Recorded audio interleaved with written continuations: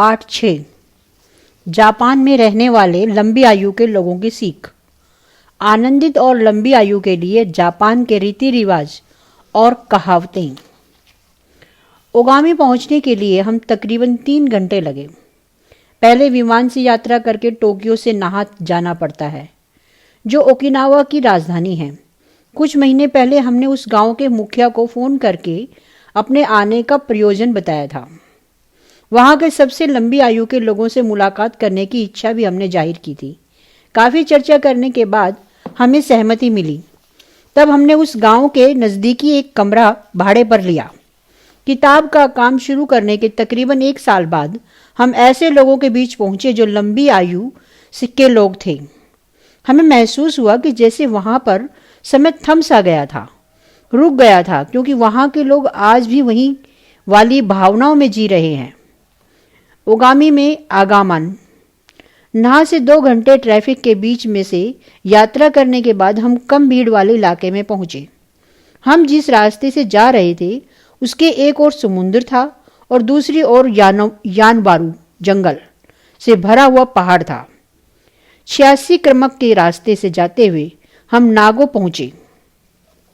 यहाँ का Okinawa iron wear बनाई जाती है। इस मार्ग से जाते हुए पहाड़ के बाजू में छोटे छोटे घर और दुकान देखने को मिल सकती है। छोटी छोटी दुकानों को पार करके हम ओगिमी नगर पालिका के पास पहुंचे, लेकिन उस इमारत में हम कुछ भी खास नहीं दिखाई दिया। जीपीएस की मदद से हम तय स्थान पर पहुंच गए। यह इमारत काफी पुराने तरीके से बनाई गई थी और महामार्ग से लगकर ही थी। तायरा नाम की एक महिला वहां हमारी राह देख रही थी। हम दरवाजे से अंदर गए। तायरा के बाजू में एक छोटे कद की महिला खड़ी थी। उन्होंने हंसकर हमारा स्वागत किया और अपना नाम यूकी बताया। वह तुरंत हमारा स्वागत करने के लिए अपनी जगह से उठी और हमें कॉन्फ्रेंस रूम में दिखाया। उन्होंने हमें ग्रीन टी और शिकुआसा नाम का बहुत ही पौष्टिक फल दिया। तायरा हमारे सामने बैठी और उन्होंने हमें पूरा प्लानर दिखाया। यूकी उनके बाजू में ही बैठी थी। उनके पास जो किताब थी उसमें शहर में रहने वाले लोगों की उम्र और क्लब योनी मोआई के अनुसार विभाजित करके लिस्ट बनाई हुई थी। तायरा ने बताया कि ये सभी लोग एक दूसरे की मदद करते हैं और संघ में मिलकर रहते हैं। यही ओगामी की विशेषता है। मोआई एक ही उद्देश्य से शुरू किया गया गुट होता है। वे एक परिवार की तरह जीते हैं। तायरा ने बताया कि ये स्वयं सेवा से चलने वाला गुट होता है और इसमें बाकी चीज़ों को पैसे से ज़्यादा महत्व नहीं दिया जाता है और इसी वजह से लोग प्रेरित होकर काम करते हैं। इसमें सभी को सम्मिलित होने का मौका मिलता है और सरकार सभी को काम बांटकर देती है। इसकी वजह से सभी के अंदर ऐसी भावनाएं होती हैं कि वे महत्वपूर्ण हैं और इस समाज का एक अंग हैं। आर्चिपेलागो की उत्तरी दिशा के सबसे बड़े टापू केप होडा के पहले ओगामी गांव आता है। ओगामी के पहाड़ से हम पूरा ओगामी शहर एक साथ देख सकते हैं। यहाँ से देखने पर बहुत कम घर दिखाई देते हैं और ज़्यादातर इलाके हरे पेड़ों से ढका हुआ दिखाई देता है। यहाँ लगभग 3200 लोग रहते हैं। सामाजिक जीवन। हमें ओगिमी के एक छोटे से होटल में खाना खाने के लिए बुलाया। हम जब वहाँ पहुँचे तो हमें पता चला कि वहाँ सिर्फ 3 ही टेबल आरक्षित करके रखे गए थे। कोई हर्ज नहीं, हम चुराऊ में जाते हैं, वह खाली होगा। यूकी अपनी कार की ओर जाते हुए बोली। 77 वर्ष की होने के बावजूद वह काफ़ी अच्छे तरीके से कार चला रही थी और इसका उन्हें अभिमान भी था। उनके साथ काम करने वाला उनका सहायक 99 साल का था और उसने भी हमारा साथ पूरा दिया। उनके साथ रहने के लिए हमें कई बार जोर से गाड़ी चलानी पड़ रही थी। हालांकि वहाँ की सड़कों पर ऐसा करना हमारे लिए थोड़ा कठिन था। बहरहाल हम जंगल की दूसरी ओर पहुँचे और वहाँ एक होटल में खाना खाने बैठे। मैं ज़्यादा बार होटल में नहीं जाती हूँ, यूकी ने कुर्सी पर बैठते हुए कहा। मैं जो भी खाती हूँ वह ज़्यादातर मेरे बगीचे में उगाई हुई सब्जियों से बनाया हुआ होता है। मैं मछलियां हमेशा अपने पुराने दोस्तों तानका से खरीदती हूँ। यह होटल समुद्र के पास ही था। स्टार वार्स फिल्म में जैसा टापू दिखाया था उसी प्रकार का था। उस होटल में मेन्यू कार्ड में लिखा था कि हम गांव के बगीचे में उगी जैविक में मौसमी सब्जियों से स्लो फूड बनाते हैं। मुझे लगता है कि खाना जीवन का महत्वपूर्ण अंग नहीं है। यूकी ने अपने विचारों को सबके सामने रखा। उनको बातचीत का शौक था। कई सारी संस्थाओं के प्रमुख पदों पर काम करने की वजह से उनके पास बोलने का तजुर्बा और अधिकार दोनों थे। खाने से आपकी लंबी आयु पर सच में कोई परिणाम नहीं होता। खाने के बाद मिठाई के छोटे से टुकड़े को मुंह में डालते हुए यूकी ने बताया, असली वजह तो हंसते हंसते जीवन जीना और आज को अच्छे तरीके से बिताना ही है। ओगमी में बार नहीं है, होटलों की संख्या भी कम है। हमारे यहाँ पर खुशी की व्याख्या अलग है। हमारे यहाँ पर लोग एक दूसरे से सामाजिक केंद्रों में मिलते हैं और शहर के बाजू में 17 छोटे छोटे गांव हैं। हर गांव का एक प्रमुख होता है। कला, त्यौहार, सामाजिक कार्य और लंबी आयु, इन विभागों के लिए एक मुख्य आदमी की नियुक्ति की जाती है। यहाँ के लोग लंबी आयु विभाग की ओर ज़्यादा ध्यान देते हैं। हमें एक छोटे से गांव के एक सामाजिक केंद्र की ओर से न्योता आया। हमें जिस जगह पर जाना था वह जगह यान बारू जंगल में थी और पुरानी इमारतें थी। वह एक जगह महत्वपूर्ण भी थी। यान बारू जंगल का बुना गया चैतन्य, बुना गया जादुई जीव है।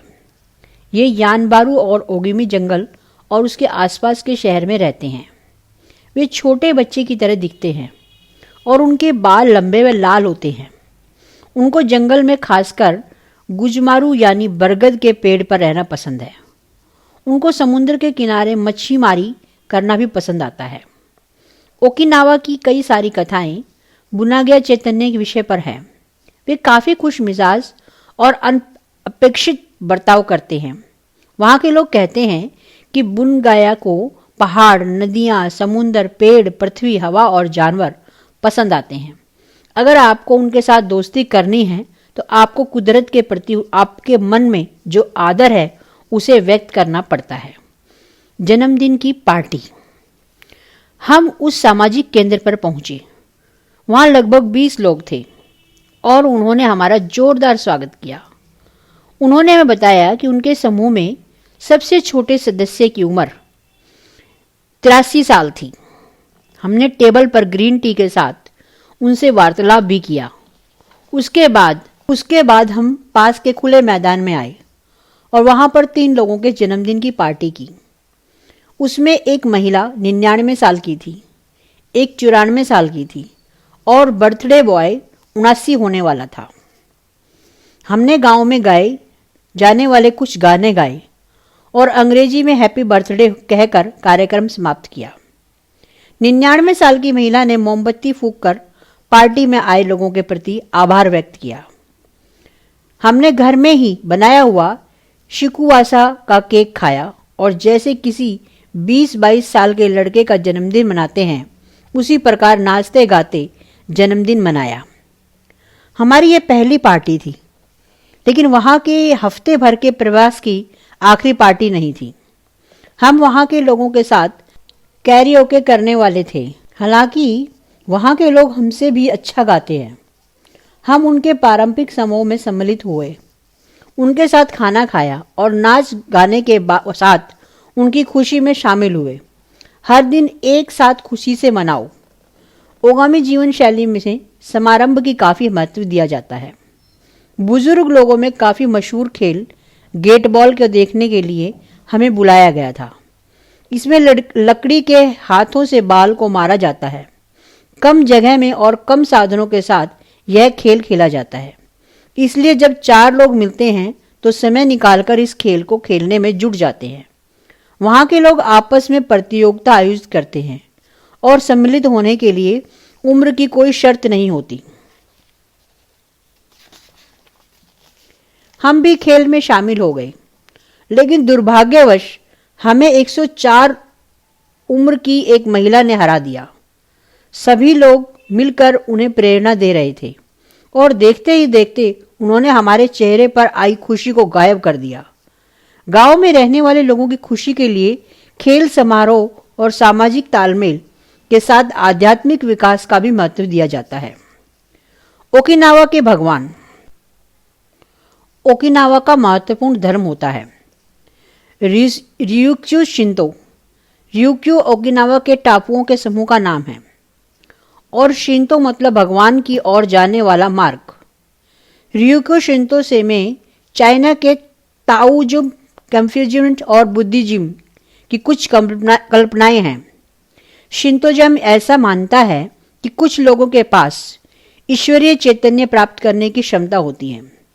इसी के साथ पेड़ पौधे, जानवर, पत्थर और कुदरत की चीजों में भी ईश्वरीय चैतन्य होती है जिसका इंसान पर असर होता रहता है। प्राचीन समय से चले आए इस धर्म के अनुसार ऐसा माना जाता है कि सारी आत्माओं से मिलकर इस विश्व की निर्मित हुई है। यह चैतन्य घर में, जंगलों में, पेड़ों में और पहाड़ों में भी होता है।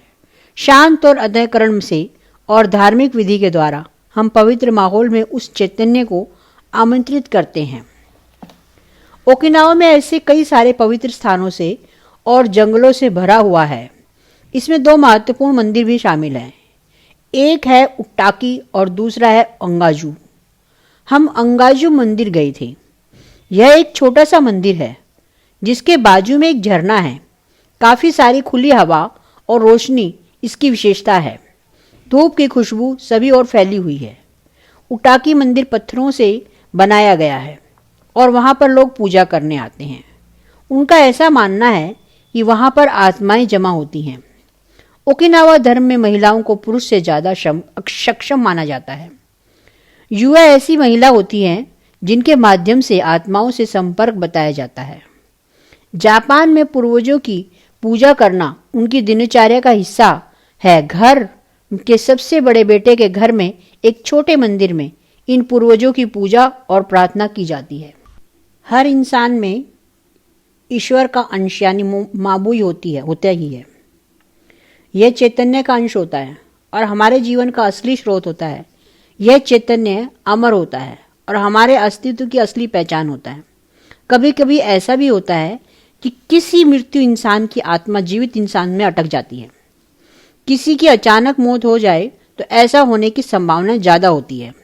खास करके किसी की कम उम्र में मौत होती है तो उसकी आत्मा मृत्यु लोक में जाने के लिए तैयार नहीं होती है। वे ऐसा मानते हैं कि सिर्फ छूटने से ही एक इंसान की आत्मा दूसरे इंसान के शरीर में प्रवेश कर सकती है।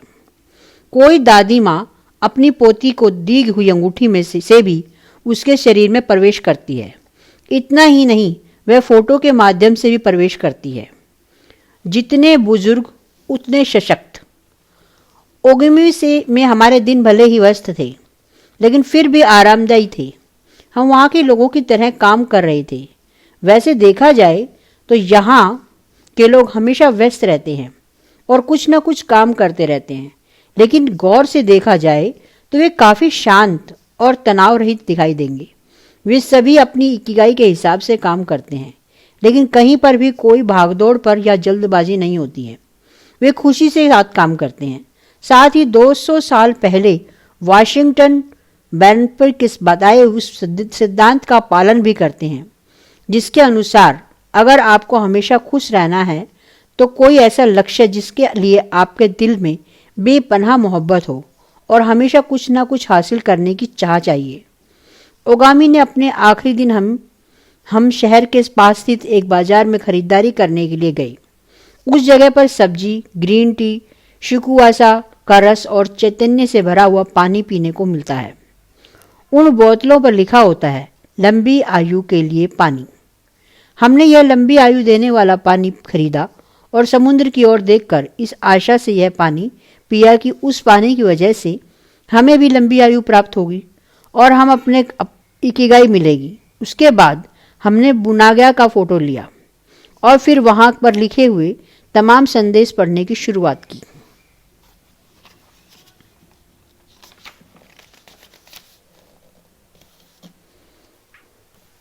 मुलाकात। हम जब वहाँ पर थे तब हमने कई लोगों से बातचीत की।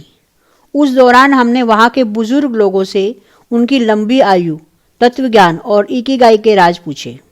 हमने उनसे कहा कि हमें उस पर एक डॉक्यूमेंट्री बनानी है, साथ ही उसे किताब में भी शामिल करना है। उन लोगों ने जो राज बताई वे इस प्रकार थे। नंबर 1, चिंता ना करें। लंबी आयु का राज है चिंता ना करना, मन में सदा युवा रहना और मन को कभी भी बूढ़ा ना होने देना। खुले मन में हंसते हंसते सामने आए, इंसान का स्वागत करें। अगर आप खुले मन से और हंसते हंसते लोगों के सामने आएंगे तो आपके पोतों समेत सभी लोग आपसे मिलने के लिए उत्साहित होंगे। अगर आपको चिंता दूर करनी है तो उसका सबसे आसान तरीका है लोगों के साथ घुल मिलकर रहना और उनसे बातचीत करना। मैं यह रोज करता हूँ। मैं लोगों के पास जाता हूँ और प्रणाम करके बातचीत की शुरुआत करता हूँ। अंत में दोबारा मिलने का आश्वासन भी देता हूँ। फिर मैं घर आकर अपने बगीचे में लगी सब्जियों की देखभाल करता हूँ और दोपहर में दोस्तों से मिलता हूँ। हम सब इकट्ठा होते हैं। हम मिलने के लिए वजह नहीं ढूंढते और मिलने के बाद समस्याएं नहीं खोजते। इकट्ठा होना और मजा करना ही हमारा एकमात्र उद्देश्य है।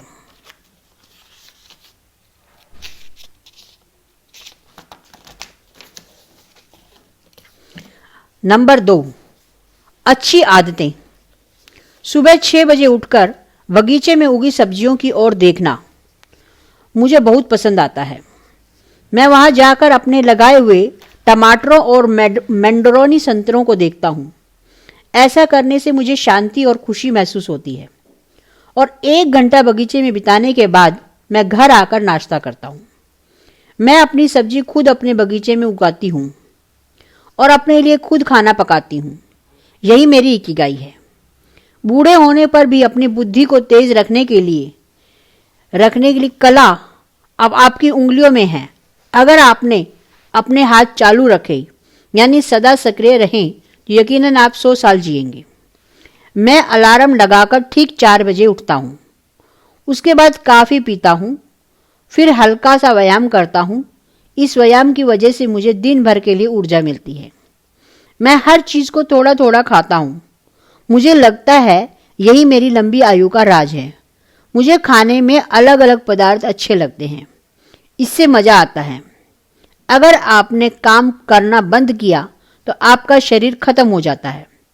मैं उठते ही बूट सुडन में धूप लगाता हूं। आपको हमेशा अपने पूर्वजों का स्मरण करना चाहिए। मैं सुबह की शुरुआत प्रार्थना से करता हूं। मैं रोज सुबह उठता हूं और सुबह का समय बगीचे में सब्जियों के साथ बिताता हूं। मैं हफ्ते में कम से कम 1 बार दोस्तों के साथ नाचता हूं। मैं रोज व्यायाम करता हूं और टहलने के लिए जाता हूं। मैं रोज बिना चूके 250 प्रकार का व्यायाम करता हूं। सब्जियां खाता हूं। सब्जियां आपको लंबी आयु देती हैं। लंबी आयु के लिए 3 चीजें जरूरी होती हैं: व्यायाम, अच्छा आहार और मित्र परिवार। अपने दोस्तों की रोज सोचें। दोस्तों के साथ रहना ही मेरा इकिगाई है। हम रोज मिलते हैं और गपशप करते हैं। मेरे लिए यह सबसे महत्वपूर्ण बात है। मुझे पता होता है कि कल हम दोबारा यहीं पर मिलेंगे और यह बात मुझे काफ़ी अच्छी लगती है। दोस्तों और पड़ोसियों के साथ रहने ही मेरे लिए सबसे आनंदित करने वाली बात है। अपनी पसंद के लोगों के साथ बातचीत करना मेरी लंबी आयु के राज हैं। मैं जब भी रास्ते से जाता हूँ तो स्कूल जाने वाले बच्चों को हेलो करता हूँ और जल्दी मिलेंगे ऐसा भी कहता हूँ।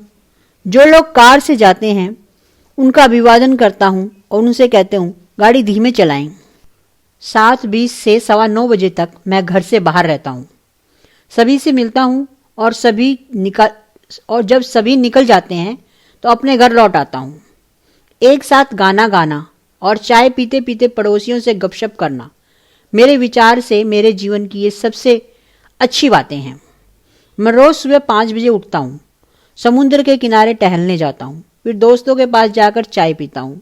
लोगों से मिलना और उनके साथ अलग अलग जगहों पर जाना ही मेरी लंबी आयु का राज है। आराम से जिए। आराम से और इत्मीनान से जीना ही मेरी लंबी आयु का राज है। अगर आप जल्दबाजी नहीं करेंगे तो यकीनन लंबी आयु पाएंगे। मैं कौड़ियों से चीज़ें बनाता हूँ, वही मेरी इकिगाई है। मैं सुबह जल्दी उठता हूँ और प्रार्थना करता हूँ, उसके बाद में व्यायाम और नाश्ता करता हूँ। 7 बजे मैं काम की शुरुआत करता हूँ। 5 बजे तक या जब तक मन करता है तब तक काम करता हूँ और उसके बाद दोस्तों से मिलने जाता हूँ। रोज नई नई चीजें करना और हमेशा व्यस्त रहते हुए एक समय में एक ही काम करना, यही मेरी लंबी आयु का राज है। मैं किसी भी काम को अपने ऊपर हावी नहीं होने देता और यही सबसे महत्वपूर्ण बात है। जल्दी सोएं, जल्दी उठें और लंबी आयु पाएं। रोज सुबह टहलने जाएं, छोटी छोटी चीज़ों में भी आनंद लेने की कला सीखें और शांति से जिएं। धूप हो, बारिश हो या सर्दी हो, हर वक्त अपने दोस्तों के साथ बिताएं। सकारात्मक बनें। रोज सुबह उठने के बाद मैं आपको बताता हूं कि आज का दिन स्वस्थ और ऊर्जा से भरा हुआ है और मैं उसका पूरा फायदा लूंगा। मैं 97 साल की हूं, लेकिन अपने आप को युवा ही समझती हूं। मुझे अभी भी सारी चीज़ें करनी है। हंसिए, हंसना बहुत ही महत्वपूर्ण होता है। मैं जहाँ भी जाती हूँ हमेशा हंसती रहती हूँ। मैं 100 साल तक जीऊँगी, यही मेरी प्रेरणा है। ओगमी जीवन की सबसे महत्वपूर्ण बात यह है सदा खुश रहना। मुझे इस समाज में जो भी मिला है उसे वापस देना है। मेरे लिए सबसे महत्वपूर्ण है, इसलिए हमेशा सामाजिक कार्यों में सम्मिलित होता हूँ। मैं दोस्तों के लिए हमेशा अपनी कार तैयार रखता हूँ। इसमें कोई राज नहीं है, जीते रहना ही इसके पीछे का राज है।